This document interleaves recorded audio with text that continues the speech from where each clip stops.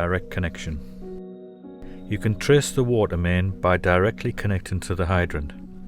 In the same way, the gas can be traced using either a siphon or an upright or directly connecting to a steel service.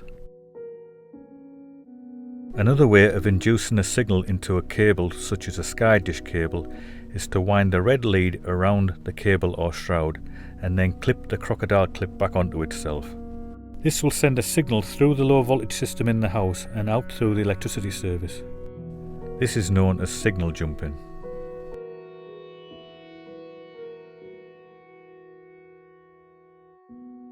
When using signal jumping, press the boost button on the Genny, as this will amplify the signal.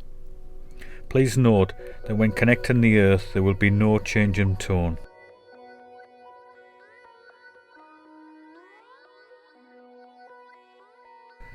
The black lead now needs to be earthed approximately 3 to 4 meters away from the Genny.